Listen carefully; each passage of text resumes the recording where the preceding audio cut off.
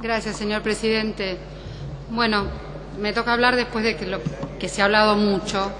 Había preparado mis papeles, mi discurso, pero me parece que tanto la miembro informante, que explicó tanto jurídicamente como en profundidad la especificidad del tema, no vamos a arreglar la República, sino que estamos específicamente discutiendo sobre dar derechos a una porción de la población que hasta este momento no la tiene.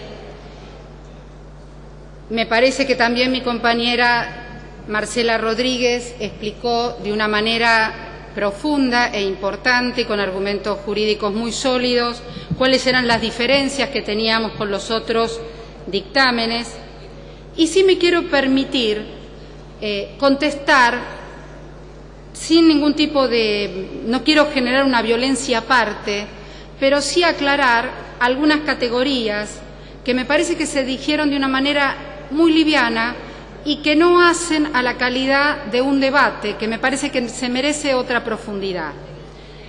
Por un lado, al diputado Rossi, que me gustó muchísimo el ejemplo, y agradecerle a Sigonia que le haya contado, agregarle unas cosas. Él habló de una discriminación por ser judío, por ser negro y por ser homosexual. Yo le agregaría, que no es un tema menor, que si a ese sujeto le ponemos encima que es pobre, que es discapacitado y aparte mujer, es mucho peor lo que le puede pasar.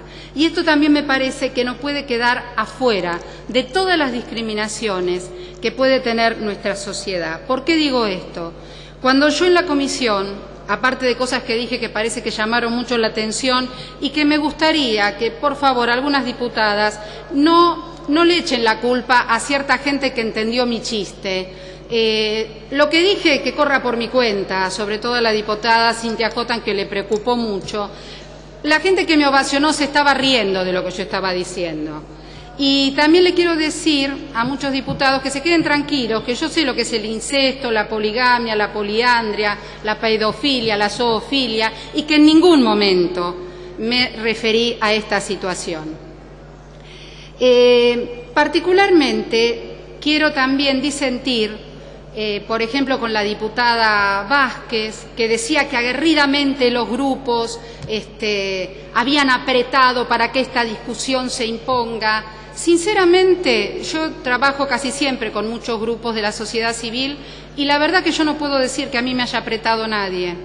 A mí me hablaron con muchísimo respeto, yo trabajé con las distintas organizaciones a las cuales les agradezco la información, pero de ninguna manera sentí el apriete, que sí muchas veces sentí de otros grupos.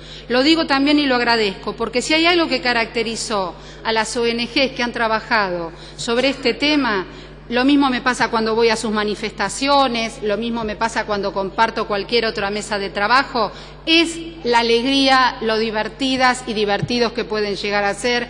Es decir, me parece que quiero recuperar otro clima para las ONGs y no esta idea del apriete, porque realmente no han apretado. Han preguntado, han contribuido y esto también lo quiero destacar.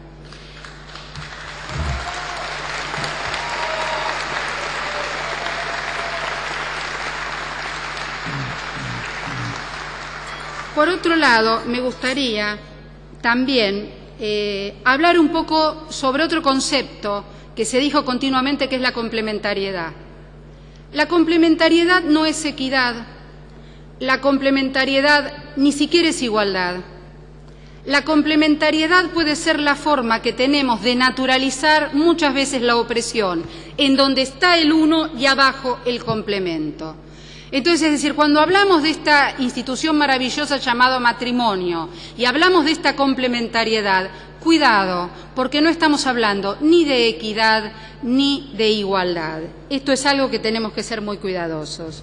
Y por último, aunque algunos diputados yo sé que tienen un poco de rechazo a la historia, me queda muy poco tiempo, quiero sí incorporar a lo que fue el fundamento de las revoluciones burguesas y de una de las revoluciones políticas más importantes, como la Revolución Francesa, con sus tres principios, igualité, liberté, fraternité, sobre todo en el término fraternidad.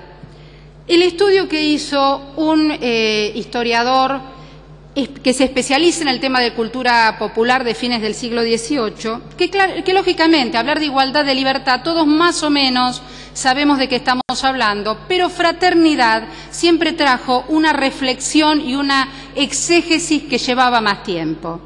Cuando Danton se puso a averiguar qué significaba fraternidad para las clases populares del siglo XVIII, se encontró que frater significaba para el pueblo cuando dos varones habían abusado de la misma mujer, la habían violado. Y esto era la fraternidad desde lo popular. Es así que desde el feminismo se ha contestado y se ha tratado de que esta palabra fraternidad cargada de abuso y que está marcando el lugar miserable que a las mujeres y a otras minorías les estaba dejando el Estado moderno, porque no tan solo se estaba cambiando la política, el sistema capitalista se impuso en todo su vigor, en toda su agresividad, y necesitó de una familia que fuera nuclear, que fuera heterosexual compulsiva, que fuera patriarcal, marcando simplemente como un sistema en donde la producción es social, las riquezas y las apropiaciones iban a ser privadas y de los más poderosos.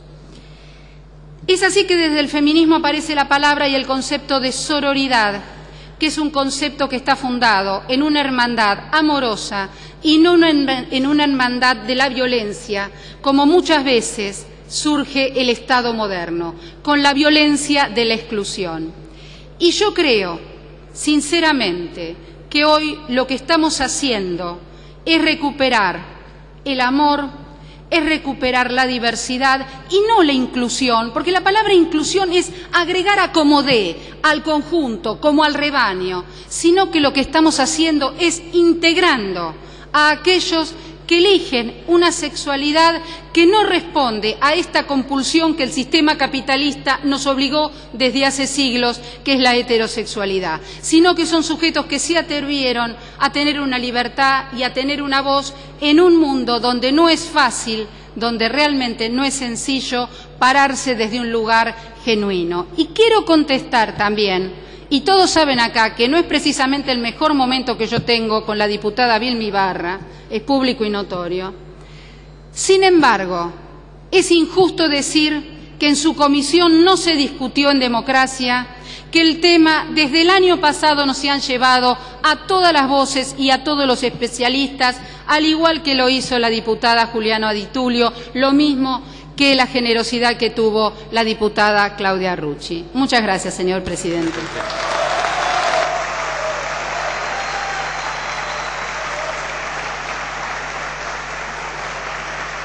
La palabra la señora diputada Sandra Mendoza.